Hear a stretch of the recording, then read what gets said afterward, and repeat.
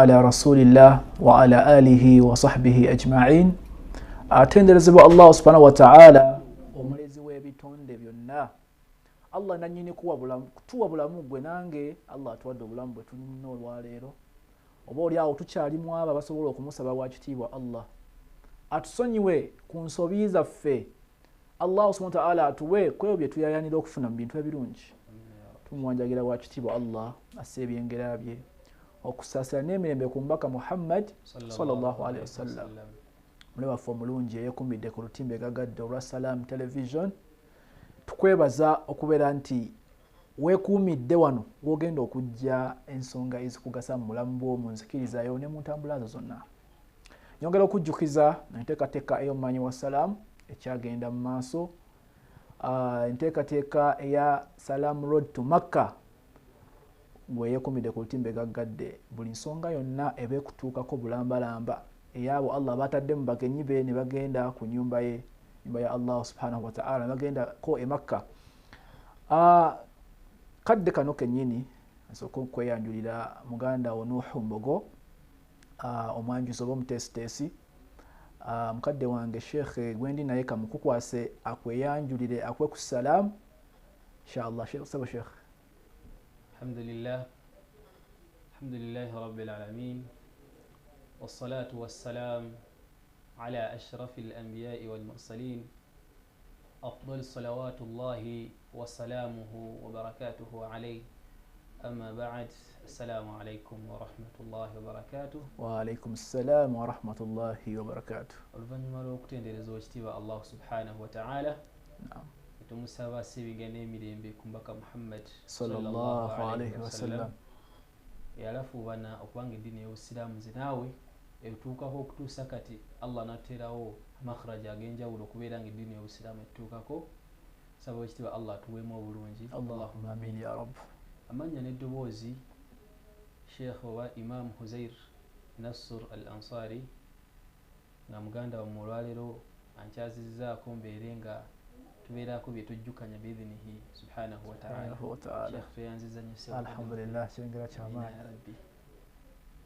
Naam, olwaleero Sheikh asaba Sheikh nga obumanyi tuba tulina okufumbayo kye tugenda okujjukiza baganda baffe obubaka bwogenda oba obateekedde kubanga omubaka sallallahu alaihi wasallam takyaliwo.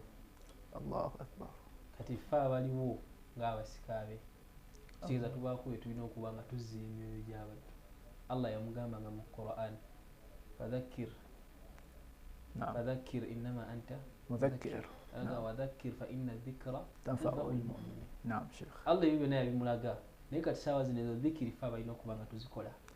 Sheikh ezo ensonga omubaka sallallahu alaihi wasallam ze yatuukiriza mu bisabe Allah nga akyamutadde ku dunia. Baani bennyini abalina okuba nti babiteeka mu nkola? Abaddu fenna Allah. Allah yatugamba idkhulu fi silmi kafa. Bamuyingira obusiraamu buyingire bwonna kitegeeza tubuyingire nakumanya hatta okutuusa nabbi sallallahu alaihi wasallam okussa hadithi yagamba nti talabul ilm farida kyateeka si sunna wabula faridatun ala kulli muslim. Kitegeeza kati ffe tuba tujja okuba nga tulinako bye tujjukanya twejjako kiri nabbi sallallahu alaihi wasallam kyejjako kubanga omubaka sallallahu alaihi wasallam bwera yamaliriza kosi y'obubaka bwe ibabuuza hal ballagtum abange obubaka mutuusiza ballagna ya rasulallah obwekitiibwa sallallahu alaihi wasallam obubaka bukoze eki butuuse. Kati naffe essaawa zino ffe abaliwo Sheikh olina amaana gy'olina okujjuza oluvannyuma lwayingira mu kifaananyi kyowa Sheikh.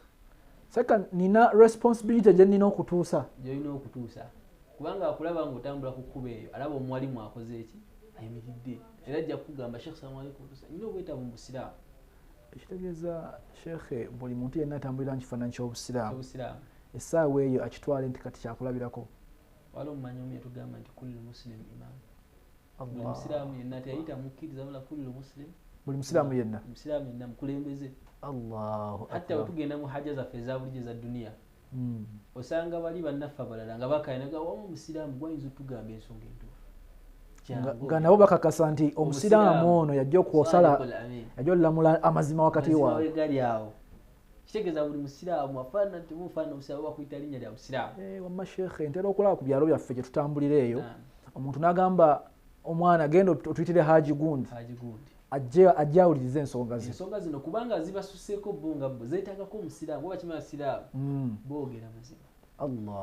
Tetuba musiraamu ng'olimba kitegeeza oba okyatankana. Seeka y'ensonga lwaki omusiraamu waaba alabiddwako mu kkuba eritali ttuufu abantu bakiremerako nnyo ate kigaziwa nnyo ate omusiraamu bamulabye kintu kino abantu balema okitegeera. Obusiraamu nga bo yeddiini eri perfect, eddiini enzijuvu etuukiridde nga terinamu kikola ki emanyiddwa mu maaso ga Allah. Naye ate ffe abasiraamu tuli bakendeevu, tuli banafu ng'abantu. Naye abantu b'eddiini engeri bakimanyi nti ntuukirivu n'abagirimu tulina okuba nga tuli baki bo balowooza tujja kuba batuukirivu. Naye Nabbi sallallahu alaihi wasallam ayinawo yatugambira n'agamba nti kullu ibn adam khata wa khayra al-khata at-tawwabun. Subhanallah. Allahu akbar. Singa ekyo abantu bakitegeera n'amanya nti ffenna abaana Adamu tuli basobya buli lunaku. Allah tumusobya laylan wa nahara, tusobya emisana n'ekiro. Naye Allah atugamba nti wa ana aghfiru dhunuba jami'a. Naye nze amazambi gonna nkola ki? Byonna Allah bisonyiwa. Byonna mba bisonyiwa. Olunaku olwaleero Sheikh saba onzikirize obudde tubeere nga twejjukanya ku bintu ebitaano ebiyimirizaawo Qur'an al-Karim. Ebintu ebitaano ebiyimirizaawo Qur'an al-Karim gye twandiise emisingi gya Qur'an al-Karim. Qur'an kwetudde ebintu ebitaano Qur'an kwetudde. Naam Sheikh biri Omubaka sallallahu alaihi wasallam yatemera ekisooka n'atugamba nti al-Qur'an al-Karim yatakallam anil akhirah. Qur'an yayogera ku lunaku olw'enkomerero. N'agamba ekyokubiri al-Qur'an al-Karim yatakallam anit tawhid. Qur'an yayogera ku kwawula Allah subhanahu wa ta'ala. Al-Qur'an al-Karim yatakallam anil ayat al-ahkam. Yayogera ku aya oba amateeka agalamula mu busiraamu. Obusiraamu ffe butambulira. Al-Qur'an al-Karim yatakallam anil qasas. Yayogera ku mboozi ez'obusiraamu ahsana al-qasas. Sheikh eyogera ku mboozi ezaaliwo zokka eziribaawo eziriwo kati eyogera ku ziriwo zinnyini Sheikh. Byonna ebiribaawo n'ebyaliwo n'ebiriwo ssaawa zino. Sheikh zonna ezoogerako. Ekyokutaano n'agamba nti Qur'an al-Karim yatakallam anil qawm, eyogera ku bibinja generations and generations. Kati so wetutunuulira ebyo byonna biri ebintu bimeka? Bitaano. Naye olwaleero tugenda kubitambulira mu order. Al-Qur'an al-Karim yatakallam anil akhirah aw yawm al-qiyamah. Obusiraamu Qur'an al-Karim Allah ogissa ku mbaka sallallahu alaihi wasallam ayina omusingi ayina emisingi gyagipangako naye mu egyo etaano tujjeyo gwa yawm al-qiyamah kubanga gwe gumu ku misingi ffenna gwe tayagala kulowoozaako naye nga tulina bwe tugenda kyewala. We have to face it. Sawa yonna tugenda kubanga abasiraamu tutuuka ekiseera tuwangala ku duniya ne weerabira nti olunaku lumu lugenda kufikya Allah abeere ng'akola ki? Akututte. Akuze eri Allahu akbar. Olunaku lugenda kutuuka obeere ng'okola ki? Eri Allah subhanahu. Tuddiziddwayo ffenna. Omuntu yenna awangaala nga talina ssuubi nti agenda kudda eri maaso ga Allah kubamu akafaananyi owangazi bo bonna n'abantu bozewangaala nabo kyangu otandika kutegeera bonna bakyaliwo. Sheikh bantu bangi nnyo Allah abatutte kubanga Allah subhanahu wa ta'ala yassaawo okufanga kwa ddala. Sheikh ekisinga notukyalenjinga oluusi tusuubira nti abakadde abawangadde emyaka emingi bye bagenda okutusooka naye Sheikh olaba nga gwosinga emyaka wadde oli muvubuka Sheikh nga Allah naye amututte. Abato bafa, abatannazaalibwa bafa, abakulukulu abavubuka myaka gyonna gikola ki? Myaka gyonna. Kyova olaba omusajja atugamba nti muwangaale ku duniya naye fa'alamu mubeere nga mumanya al-maut okufa yatiikum baghtatan kujja kibwatukira nga tokisuubira nti bakigenda kubawa ekiyikuutise nga tobadde tokibala mu programu. Omusajja yagamba nze bantumira mu mmotoka siriddamu gitambulira adda ku booda. Allahu akbar. Namutumira ku booda n'agyesonyiwa naye otunuulira gyamalira afiiridde ku bigere. Yafiiridde ku bigere Sheikh. Bigere kuba byonna azze ng'abitya ng'alaba accident ziriko nnyingi. Egamba obwesige bwaffe tubuteeke mu mutonzi tuleme nnyo okutya bintu bye tulaba. Allah subhanahu wa ta'ala yateerawo olugendo lwaffe lwonna from day one okuviira mu ntandikwa. Naye ng'ate ku last alina waatwagala naye ekigendo kisusa enfa yaffe dua zaffe. Nabbi sallallahu alaihi wasallam yagamba nga tusabe Allahumma inni as'aluka husna al-khatima. Allah tumusabe enkomerero ennungi. Kubanga Sheikh abantu bafa bubi. nza kugamba kino ne mujulizi Esebo Sheikh. abantu bafa bubi nga ndabidde ddala kuva ku famire yange. Allahu akbar. Abantu bafa buki bubi ne fahamida Allah itukola ki tumubaza bwebaza kubanga ate ffe tukyali bajulizi nti waliwo abaafa kati tutwetereze tubere nga tugenda mu maaso tusabe Allah tuteeke mu abo abagenda okugenda mu ngendo ennungi. Naam.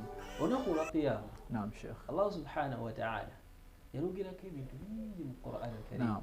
Naam. naye mu byo Allah inawe yatugamba nti wa'uridu ala rabbika saffa. Allah iwe tugenda kuddayo nga tuli mu ki mu nnyiriri saffa. Naam. لقد جئتمونا كما خلقناكم أول مرة بل زعمتم أن لن نجعل لكم موعدا. yenga mukutulaga tulaga ntugenda kuderi Allah subhanahu wa ta'ala yatugenda kubeera nga tubalibwa nga we yatutonda omulundi ogwakola ki gwasooka naye ate kikwase ennaku ffe okubangaza ffe naye tuli ku duniya teyagala kulowoozako ku ekyo alla naj'al lakum maw'ida tetusuubira na kusuubira olunaku lugenda kukya nga tuyimiridde mu maaso ga Allah subhanahu wa ta'ala. Kyobulaba nti n'obuwangazi bwaffe buli awo buli omu akola byayagala buli omu akola bimunyumira Sheikh. hatta olunaku Allah subhanahu wa ta'ala lwagenda okuyungumya ensi eno idha zulzilat al-ardu zilzala wa akhrajat al-ardu athqalaha wa qala al-insanu ma laha yawma idhin tuhaddithu akhbara bi anna rabbaka awha laha. Izo aya zisibo kwita Allah subhanahu wa ta'ala idha zulzilat al-ardu zilzala yogera ku lunyenye lugenda okola ki okunyenye dunia eno. Kati gwandaba saawa zino nampuliriza olunaku olwo Allah lwayogerako nti agenda kunyeenya ensi buli kimu ekirimu kifuuke gw'osuubira olunaku olwetegekedde oti amu tugamba nti lujja tusangawo idha zulzilat al-ardu zilzalaha wa akhrajat al-ardu athqalaha. Gwe ogenda kuba tokyaliwo ng'oli mu ttaka naye wa akhrajat al-ardu athqalaha ensi yo yennyini egenda kukuwanda. Sheikh Allah yanga yatujjulula dda naye ng'ekiyama kituuse ensi egenda buli kyonna ekyagiteekebwamu. wa akhrajat al-ardu athqalaha ardu bimaana ettaka lyo lyennyini byonna ebyateekebwayo wansi oba ebyaziikibwayo athqalaha. Sheikh nze mbadde bantu bangi tusuubira nti ogolokoka nga ava mu tulo n'ovaayo n'odda. Ekyo kyasinza okweta obuzibu kubeera nga tuwangalira min al-ghafilin. Tukolenga tadabburu ku bwangazi bwaffe kubanga Allah subhanahu wa ta'ala agenda tuzuukusa muzuukuse eyo wa qala al-insanu ma laha. Kati Sheikh gwe nange tugenda kubeera nga toogera gambe ki ekituuse ku nsi eno mala ki ekituuseewo byonna nga nagenza okwebaka andi kati ffe tukitwala nga abeebase nagenza okwebaka ndaba biralamu ate essaawa zino singa efuukuuse yawma idhin tuhaddithu akhbara. Sheikh abantu Allah bajjuludde bwebaba bali awo baba bamanyi ebigenda maaso ku nsi kuno babeera mulamu obwekusifu. Hayatul barzakh toli mu jjana toli mu jahannamu oli awo oli wakati kati obulamu obwekusifu nga ebiriwo byonna biwakati wonaani Allah subhanahu wa ta'ala. Sheikh omwana wange Allah mwaba yanzijulula omwana wange nansabirako kiraga gye ndi simanya nti mutabani wange ansabiddeko. Edda kikyo kijja. Sheikh kijja kubanga waliwo edduwa ezisinga okuba ennungi z'abaana baffe. Kyabana bye yatulekera nagamba nti awaladun salih omwana omulongoofu so omulongoofu wabula nekikoma wabula agenda okukusabira kubanga oyinza okwangala ku duniya n'okola ebintu bingi nga bibiri bambi Allah subhanahu wa ta'ala nayisiza ku mwana wo okubeera nga gw'ofuna okusiima kwe n'okusaasira. Kati Sheikh Allah subhanahu wa ta'ala watugambye nti yawma idhin tuhaddithu akhbaraha nti ensi egenda kubeera enyuma byonna ebyagikolebwamu. Ensi egenda kwogera buli kyonna ekyakolebwa ku yo ebyakikolebwamu yonna byonna na mu bifo byonna bikyalimu bi anna rabbaka awhala kubanga ye Allah subhanahu wa ta'ala ajja okuba nga agikoze eki agiragidde. Kati awo wakati awo tafsiri najja nga mungi mu bigambo by'edduniya nga bavunula aya Allah subhanahu wa ta'ala agamba nti al-yawma nakhtimu ala afwahihim. Sheikh tugenda kusobola kwogera nange sigenda kusobola kwogera nakozesa omumwa gwange naye watukallimuna aidihim ayogeze ebiyungo byaffe emikono gyaffe Allah agenda kwogeza ebiyungo byaffe. Ebiyungo byaffe bibeere nga bituwaako obujulizi. Allah. Nga Allah atuuse mu kaseera okutubala. Naye mu byogerwa mu bimu ku bibuuzo ensi byegenda okwogera. Ensi yakoowola abantu. Sheekh kikwasa ennaku otundamu ate ensi bye yakoowola. Sheekh awo nyine kukoowoola ensi abantu ebakoowoola ddi era etya Sheekh? Yawm al-qiyama ajib anna rabbaka awhala. Allah akbar. Tituli mu bbaliro twegaana Allah saakikola bino byonna Allah atuzibe emimwa kati ensi Allah giwa olukusa eyogereko eri omutonzi waayo Rabbul Izzatu wal Jalal. Ensi egenda kukoowola eyite aina al-ulama aina al-ulama alladhina qalu innahum ya'rifuna kulla shay. Allah. Bali ludda waabo bakagezi mu nnyo b'ensi abagamba nti bo bamanyi buli kimu, ekintu kyonna bakimanyi. ninga Allah tugamba mu ayatul kursi teri kye muyinza kumanya okuggyako nga nze Allah subhanahu wa ta'ala basaside mbeere nga mukimanya. Aina al-ulama bali ludda abagezi buli mu mufa abantu nga baloza bagezi nnyo ne bakola kino ne baluka ku extend yeteeka mu kifaananyi kya Allah subhanahu wa ta'ala. Kubanga Allah bawaddeho ku magezi ge bamanyi nti mangi balaba nga amangi ne Allah yagamba nti bawaako illa bimasha kemanjagadde nga kati nga katono nnyo. Naye ffe essaawa zo tukikulembeza ekyo ekintu Allah kyatuwadde nekirabika nga ekinene. Yawm al-qiyama Sheikh bagenda kuyita bagambe nti wali mwalimu n'ogamba nti nze Qur'an ngimanyi, hadithi zonna nzimanyi, nze mmanyi namula busiraamu. Ekibuuzo Sheikh irimu yeerero ddawa. Seko omuntu anaawona ekibuuzo ekyo oba naaba nga asobodde okyanukula obulungi alina kuba mu kifaananyi ki olwaleero ng'akyalina mukisa gw'obulamu? Allah subhanahu wa ta'ala aba akuwadde levu n'otuukako mu kumanyako n'obeera ng'olamula mu busiraamu. Ekyandisinza okuba obulungi n'obeera mutawaadhi, n'obeera nga weekkakkanya, muli mwetoowaze nnyo ng'okimanyi n'erimu gy'olina yonna ntono nnyo kyoba omumanyi omutuufu taba nayo erimu nnyingi. Eva yabeera n'erimu ntono agamba kakensoboddeko okugamba ne Sheikh ogira okola baath akulekerayo special research nene nnyo kyakugambye. Kati saawa zino osanga mwalimu ng'alina hadithi 2 naye n'alamulira obusiraamu bwonna.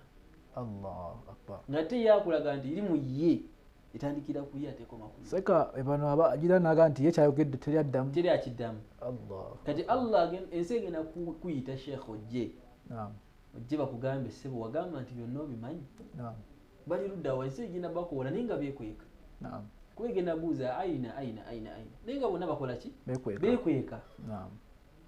Kati oyo mwalimu tuli ku mwalimu ensi egenda kukoowoola nga tolina kyakwogera ekuyiseewo buyisa.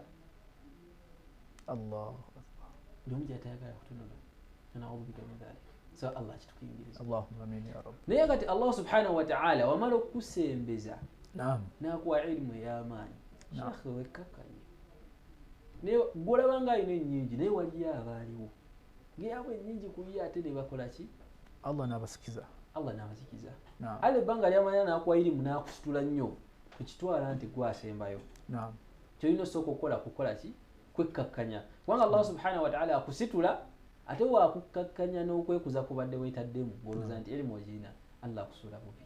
Allahu akbar. Eduniya neekoowola omuntu owokubiri negamba nti aina almuluk baliwo abafuzi. Allahu akbar. Baliwo abafuzi mu bo mwalimu Firauna la'natullahi alayhi alladhina qalu ana rabbukum al-a'la. Oyo yatuuka ku kifaananyi ekigamba nti nze Allah. Sheikh Firauna yayita Katonda. Allahu akbar. Ana rabbukum al-a'la. Nze Katonda wammwe owokuki okuntikka asembayo naye ng'ayogera kitonde kya Allah subhanahu wa ta'ala. Allah yamutonda alya anywa agenda mu haja naye yeyitaani. Sheikh ensi buli weenaabanga ekoowoola abantu bano beekoowodde muteeko gwe beekoowodde bajja kuba balina okwanukula oba bajja kubanga balina okwanukula. Nejjukira Allah yasibye emimwa gyaffe. Allahu akbar. Kitegeeza ebiyungo bino bijja kwogera nti kituufu yakola ki? Yakola bw'ati. Yalinga yeyita mumanyi era gino emikolo gye gyawandiikanga ku ebintu byakkirizangako nti yemumanyi. Allah akbar. Baba nti mufuzi n'emikono gye gyatemanga abantu.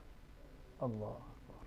Kati Firawuna la'natullahi alayhi yetta abantu naye ng'alaga nti mufuzi hatta Allah atuuka okukwata ku famire ye n'ajjawo omwana okumulaga nti tolina kyoli bal gwe just kitonde kyange. Yo Firawuna la'natullahi alayhi natuka n'okutulugunya nabbi Musa nga story tuzimanyi. Kati yo Firawuna okutuuka okuyita Allah naye yali mufuzi ku dunia, Allah nga yamukwasaako obufuzi mu kaseera akatono. Tegeza Sheikh yo bayita abafuzi buli mulembe oguzze kubaawo abafuzi baawo ne be tulina olwaleero kyotwalira abafuzi. Allah akbar. Oba naawe kennyini mu makaago oli mufuzi. Sheikh mbadde mmanyi kikwata ku bano bokka abali political. Sheikh nange mu maka gange baba mufuzi kubanga Allah subhanahu wa ta'ala yakuwa obukulembeze ewo. Allah. Era waliyo abawulirira mu ggwe. Allah. Ngera kyoyogera tekiddwa. Allah akbar. Kati Sheikh oli mukulembeze agenda okubuuzibwa kwebuntu ng'ese kunoonya oli ludda wa ng'olowooza nti olina obufuzi. Sheikh omwami ali eyo bagenda mubuuza ku butya bwayisamu ab'ewakaawe. Bagenda mubuuza ate teyakoma ku ekyo neebuuza aina azwajul muluk. Bakyala babafuzi abo bali ludda wa. Allah. Aina abinaul muluk. Sheikh akulino kakulu ebiseera bisinga omukyala wa mukyala wa munene weesanga nga naye alina obuyinza obulagirira ku kyonna ekiba kigenda maaso. Anti kati abantu abasinga Allah obanga akuwaddeko ekintu ekimu tulowooza nti kyalubeerera. Allahu akbar. Ni Allah akikuwa kaseera kagere wa kulla shay'in indahu bi ajalin musamma. Sheikh awo wennyini kubeera nti ne bakyala bakulembeze nabo bajja kubeera nti bayitibwa. Katugendeko mu break tuyise obubaka bakama baffe inshallah tukomewo yongere tugaziirizaamu inshallah. Assalamu alaikum warahmatullah. Assalam. La ilaha illallah Allahu akbar Muhammad Rasulullah ya Habib Allah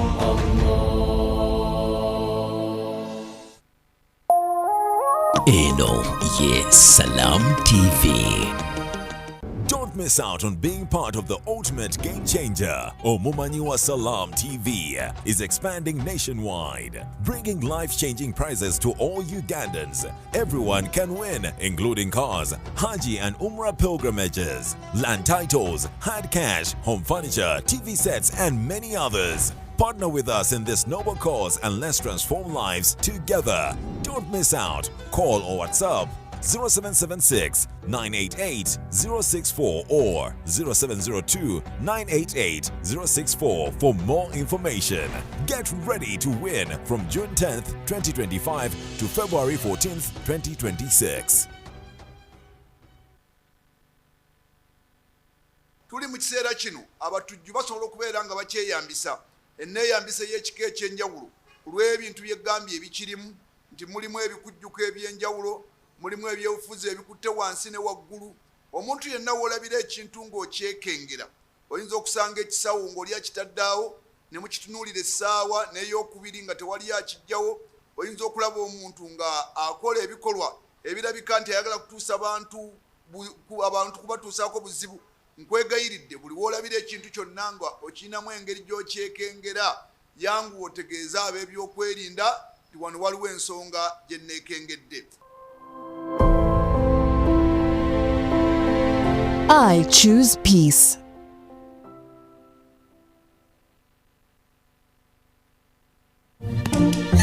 You see, we share the same connection and my internet works well, and that's my Canal Box with fiber.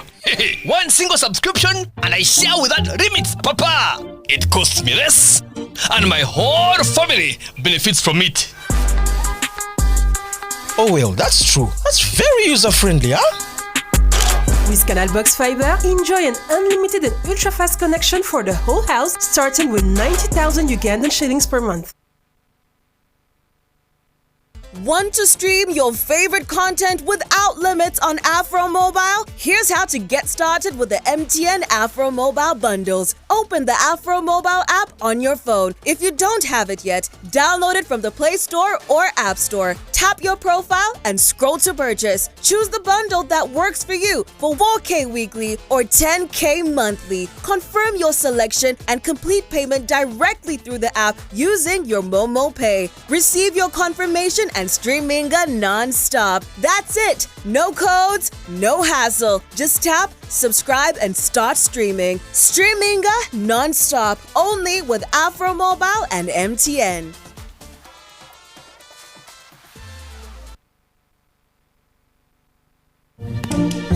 You see, we share the same connection and my internet works well, and that's my Canard box with fiber. One single subscription and I share without limits, Papa. It costs me less and my whole family benefits from it. Oh well, that's true. That's very user-friendly, huh? With Canal Box Fiber, enjoy an unlimited and ultra-fast connection for the whole house, starting with 90,000 Ugandan shillings per month. Eno, yes, Salam TV. لا إله إلا الله الله أكبر محمد رسول الله يا حبيب الله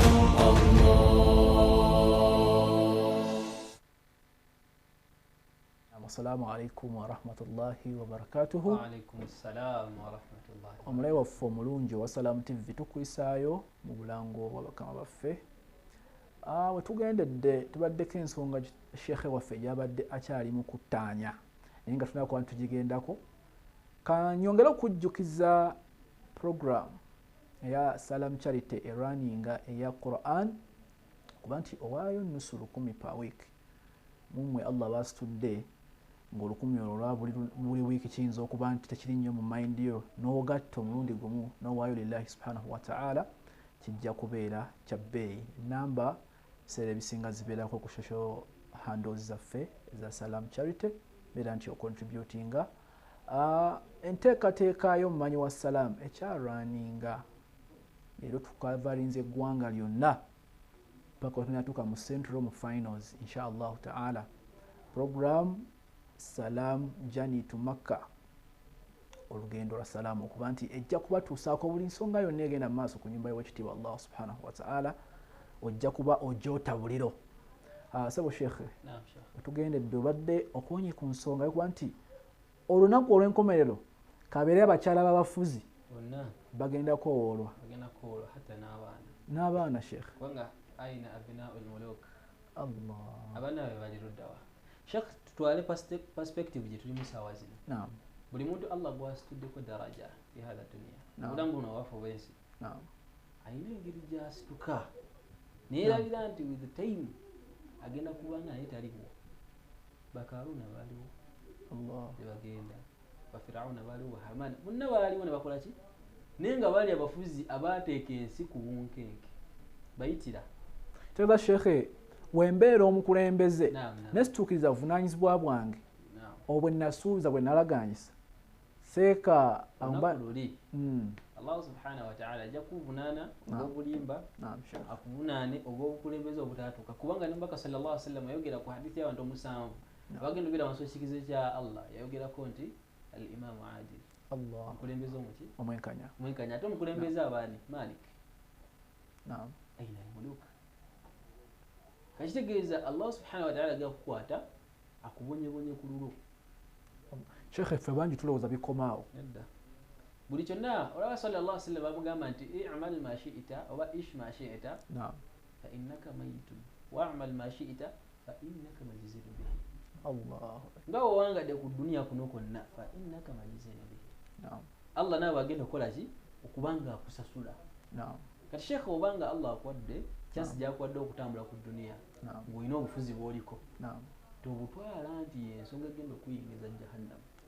Baligezaako Allah abeere nga bwakiri kula obufuzi obwo kuyingiza ejjana. Naye essaawa zino abasinga bonna obukulembeze bwe baliko Allah abavuga mu direction eri bulasita agende nga bayingiza omuliro kubanga beerabira hakki ze balina okuba nga bakola. aye ne beteeka mu kifaananyi ekirala kati oyo omuntu wakumeka wakubiri ne bakyala be n'abaana be kuba babeerayo beerabira nti bano abasikedde nabo bantu era naffe mu nsi yaffe ogiraba baba bayitawo mwena ne babaggalira naye allahu subhanahu wataala kaba kaseera wakulla shaiin indahu bi ajalin musamma kaba kaseerako sheekh nagamba sheekh nuhu yaliwo naye takyakola ki takyaliwo ensi neyita omuntu owokusatu aina al aghniya abagagga aina al aghniya bayuddawo baki abagagga alladhina qaalu abagamba nti inna allaha fakirun wa nahnu aghniya Allahu akbar abagamba nti allah mwavu mwetaavu ate nga bo baki babagagga ate allah atugamba nti antumul fuqaraau ila allah wallahu huwa alghani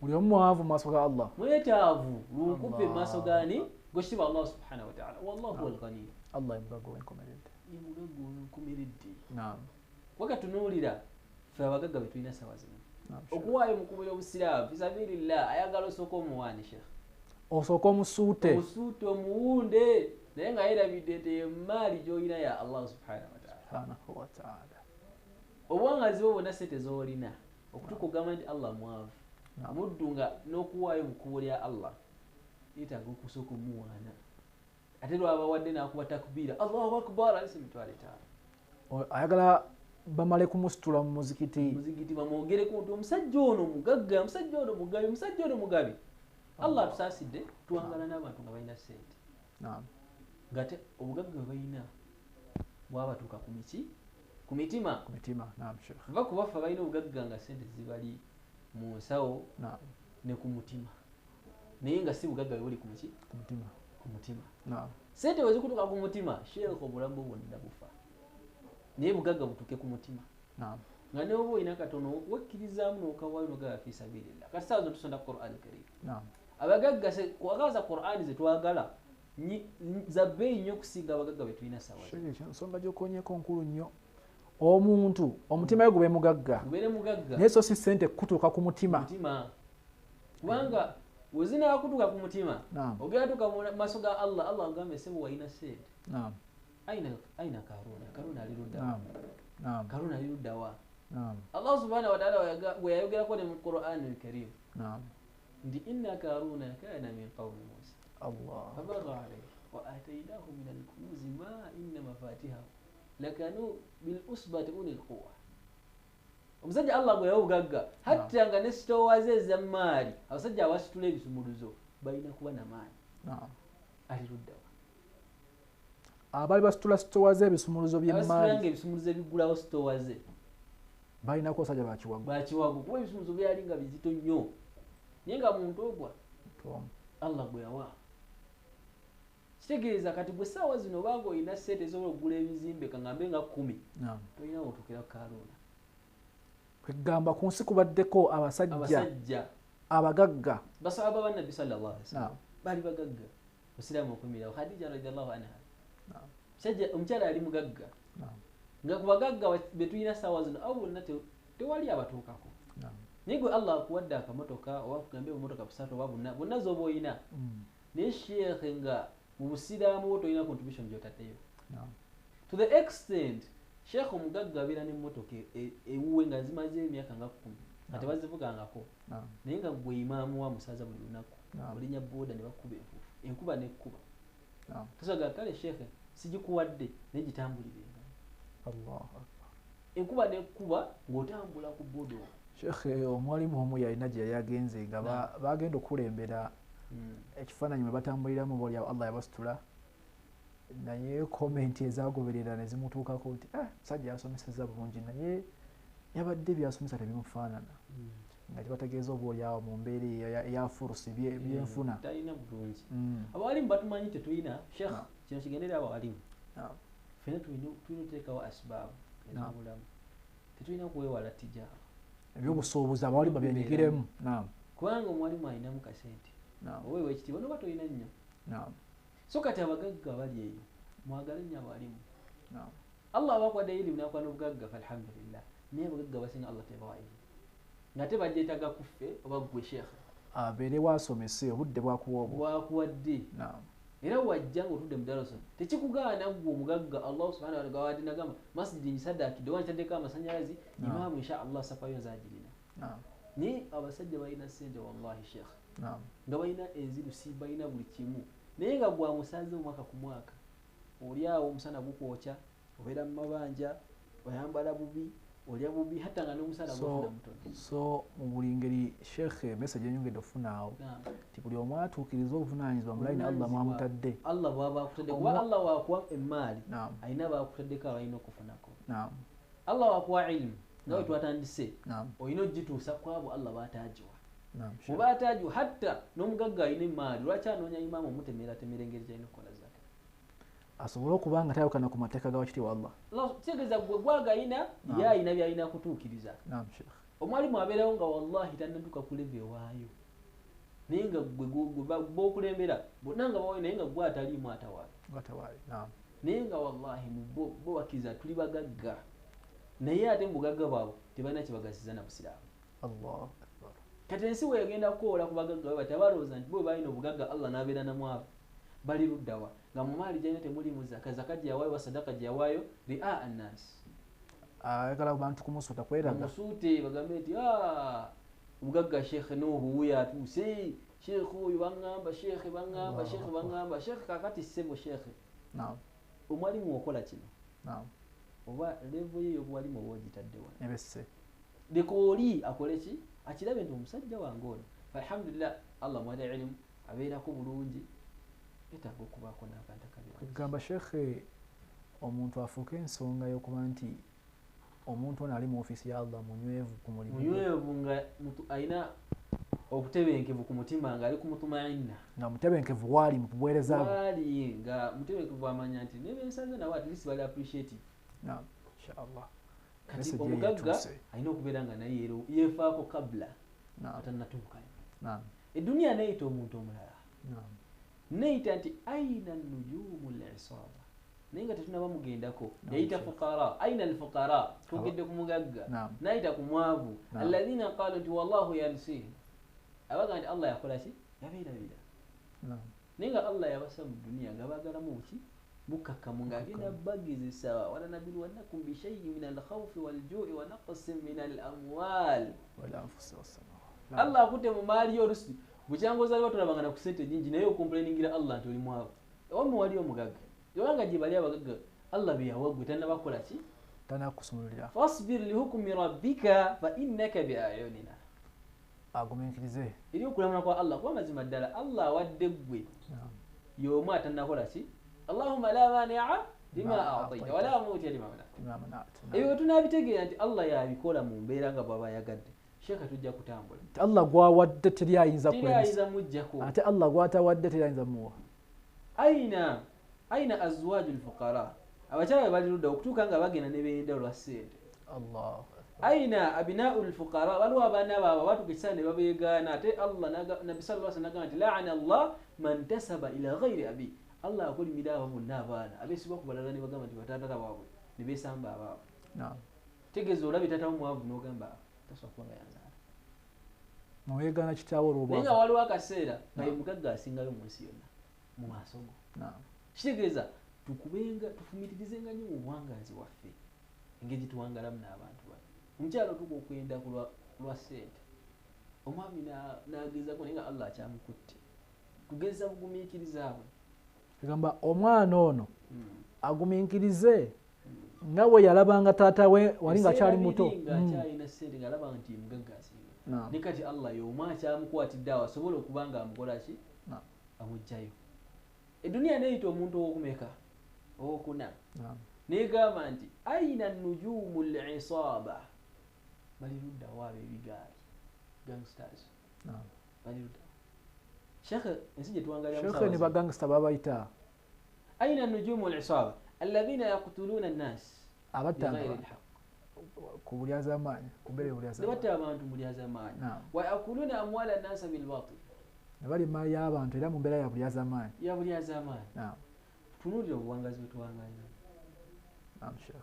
nabbi yatugamba nti ahbab man ahbabta fa innaka mufarriq bwedda mumakwana emikono gye muyina ne mukola ebigaali ne mutta abantu ne mudya emaali y'abantu fa innaka mufarriq nakulumu mugenda kola ki kwawukana either bil maut mu mbeera yakufa. Allah yatugamba nti laqad taqatta'a bainakum ekibadde kibagatta kikola ki kivaawo.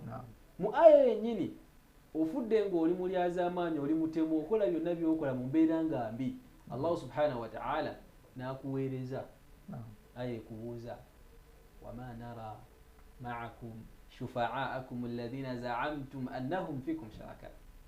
Bobadde wanga nabo ku dunia shekhe bigaali byetambula nabo ne mutta abantu ne mutulugunya abantu nasibalaba bandi baddewo ne bakuwuliriza shekhe buli omu ajja kuba ku lulwe yawma yafirru almar'u min akhihi buli omu ajja kuwadduka Allah aga ku family nezaawukana kati ate olufu abeesanze obukulu aina nujumu lesaba bali ludda ab'ebigaali ne mujja ne mutta abantu akusanga shekhe kana akasimu tikabeeza mitwalo 5 n'omusiraamu nakukuba n'akulemesa obulamu lw'akasimu. Shekhe n'ebiseera ebyo eriyo omukyala muweromani mu bitundu by'ennabweru bamugezesaawo emwawo ng'ajjuka n'alemera akasawo shekhe obulamu bwe butali bwagenze. Allah subhanahu wa ta'ala byonna bituwandiikako tiwatta tekikomaawo fa'mal ma shi'ta fa innaka majziyun bihi. Owangazi bwonna engeri gye butabulamu Allah jajja okuba nga akusasuliramu. Tulina okusasulira ebikolwa byonna bye tukoze wano mu dunia. Ekitegeeza omuntu ali eyo atugoberera yeetereze mu mbeera ze. Atirize ddala abavubuka shekhe otunulira obuvubuka nga myaka gyo naye ng'enkovu zalina kufa shekhe tosuubira nazifuna mu bulamu nga zivudde mu kuba nti alumbagana abalala. Mwana myaka 7 tandise okubba, myaka 10 tandise okuswama, myaka 15 nga batandise okukuba abantu obuyonjo. Ne bajja abantu nga bana ne bakutta shekhe ne batwala kabuuda ka $5,000,000. Obulamu bugulwa ssente zitya? Kati mulidde mali abantu mu bubi ne mugattako okutta. Allahu akbar. Akasimu abantu babakubye waliwo season etusobola mu Uganda nga buli omu atya okutambula ssaawa emu. Byonna Allah gy'atulaga nti byonna weebiri. Munna abaagala abakuŋŋaanya akaseera katuuke shekhe nga tetugenda kwewozaako Allah abeere nga tuyisa mu mbeera gy'atu. Abayingiza omuliro nga wallahi agubayingiza lwakuba nti mwali mu kibinja ekyatta abantu ne muli emaali yaabwe. Tugenda ku byalo gye tuwangalira. Nze ekyalo kyenzaalwako shekhe nkitya n'okitya. Allah agenda kikyusa bukyusa naye ng'abaana bwe tukuze nabo saawa zino balabe baffe. Okusanga ekiro ajja kutukumbula. Ne tusaba Allah ebyalo ebyo tyabiseeko okusaasirama abantu abo abalungi. Shekhe nga tulina mu luwummula n'abazadde abo shekhe nsaba bakooneko kubanga abazadde obuzibu bafuna balinamu okusaasira abaana. Ebbanga lyosaasira omwana oyo ennyo n'okisuza nti omusaasira wallahi ge maziga gagenda okukaaba nawe gogenda okukaaba amaaso ga Allah. Kubanga omummi hakkize wa ummihi wa abi aya yogera ku bazadde n'abaki ne bamaama nga abaana babadduka n'abazadde bakola kibadduka abaana kubanga baba mu hakki zaabwe. Omwana byalina okutuukiriza eri omwana we tebyatuukira n'omwana byalina okutuukiriza eri taata tebyatuukira kati buli omu ng'adduka buli omu agenda kudduka mu ne shekhe ng'agamba gundi oyo yayingiza omuliro n'adduka shekhe n'emikwano gyaffe gigenda tulabaga musajja oyo kiba Allah yakyogera mu Qur'an al-Karim n'agamba nti ya wailata laitani lam attakhidh fulanan khalila. ngazi singa namanya shekhe singa saakufuula mukwano gwange nga kuba mu kiyama buli omu ayogera. Tegeeza abantu abakoze selection y'omukwano etali nnungi saawa yonna Allah ajja kuyita wama nara ma'akum shufa'aakum alladhina za'amtum annahum fikum shuraka bali luddawo mwegattaganya nabo kuki ku dunia. Seka omukwano ngulabe ntya nti mulungi oba oliawo neetereze nga bukyali ntuuke mu maaso ga Allah. Banga Nabi sallallahu alaihi wasallam yatondera emikwano. Omukwano gw'olina okusooka okubeera nabo ng'agenda kujjukiza akhbiruka bisala okujjukiza okusala wasiyamu wa kulli ibada n'ibada zonna ezisigadde ng'asobola okugamba nti shekhe tusibeewo ku lumande shekhe tusadda shekhe olina kubeera mu firimu shekhe olina kubeera shekhe nga akulaga timetable entuufu gyolina okubeera nayo ng'omusiraamu ng'akujjukiza akukuumira ku layini ya Allah subhanahu wa ta'ala kati oyo agenda okulemesa okubeera nga oyingira muli. Allahu akbar. Eyo nujumu lesaba bibinja buli omu yeetereze mu bibinja byetuwangaliramu. Ekyokutaano eduniya nenkola ayina shababu abavubuka baliwa alladhina yamshuna ala al-ardi marha atambula ku nsi n'amalala baviba Allah lakin wallahu yadhkuruna fi surati al-furqan Allah tujukiza surati al-furqan natugamba nti wa ibadur rahman alladhina yamshuna ala al-ardi hauna Luqman yagamba nti wala tamshi fil ardi maraha kete bina Allah tulaze nti abaddu b'abalongofu bokka abatambula ku nsi nga bekkakkanya bakakkamu ate Luqman yagamba mutabani we togezanga atambula ku dunia ng'okola ki nga weewandiika n'amalala nefe sawa zino omwana atambula empale ziri mabega tadde wallet temuli na ssente yesibye ebijegere kugamba mu mbeera etali andika ebiwetaweta binene bingi atambula ayambadde saati eriko ebituli empale aliko ttatu naye nga atambula kutu ate nga naye alinda okutuuka amaaso ga Allah naye abalibwe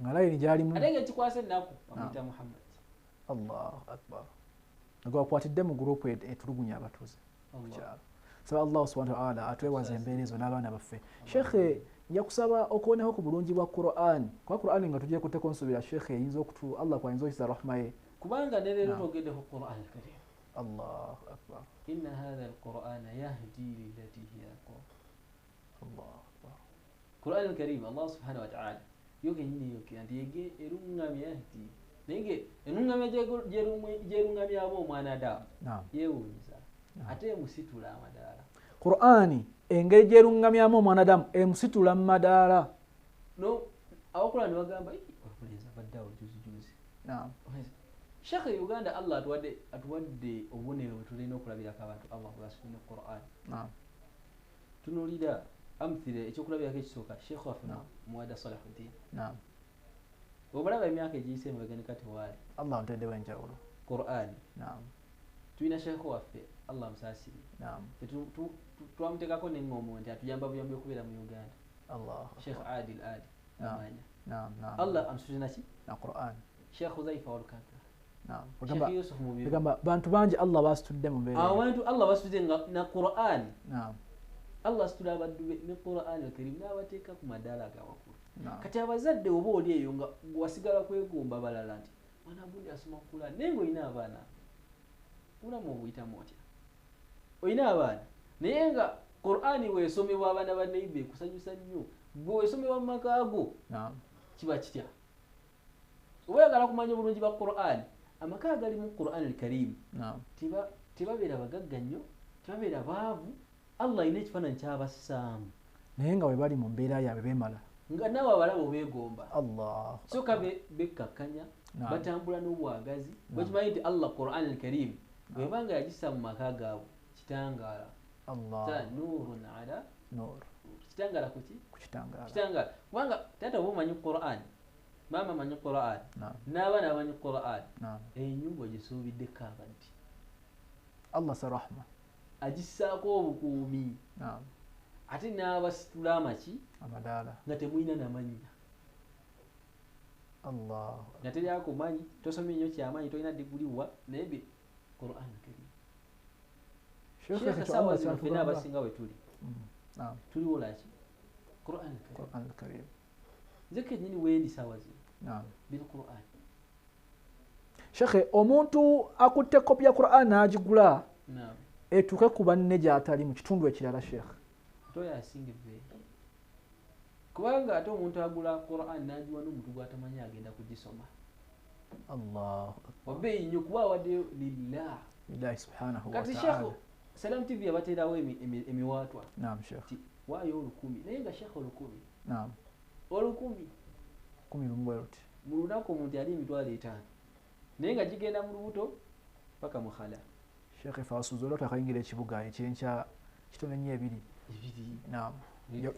ye kopya emu Sheikh Qur'an namba kati webaamu n'ogamba nti oba basonda 10,000 ng'ate buli Qur'an ya mutwalo oba mitwalo 2 sobola okugula Qur'an 10 n'ojjuza nniya ku ekyo ate ebbanga ly'omala ng'owaayo bintu nga bino ebirungi Allah subhanahu wa ta'ala akugemulira ebyengera mu maaliyo n'agisaamu obukuumi n'agisaamu baraka ng'oli ne babaga musajja akubananga akatandika bizinesi naye nga kateekawo enkolagana ennungi ne Allah nti Allah byayaga kyekyegambye nti oba oli mugagga naye nga abantu abakujukiza ku Allah n'abakuleetera ebintu Allah byagenda okugabiriramu fi dunya wal akhirah obabuzabuza bootyo wallahi anta min al khasirin kugamba olina okubeera omuntu ali positive ku nsonga zonna eza zonna ez'obusiraamu ku muzikiti w'osaalira kutandikira awo omuziraalo okufa kutya ku masijidi ng'oli mugagga Allahu akbar kabodi ya Qur'an ebuleeta ku masijidi yo nga woli Allah ate ng'ewe oyinayo Qur'an eriko n'enfuufu naam lwaki tozireetera banene abalina ozisoma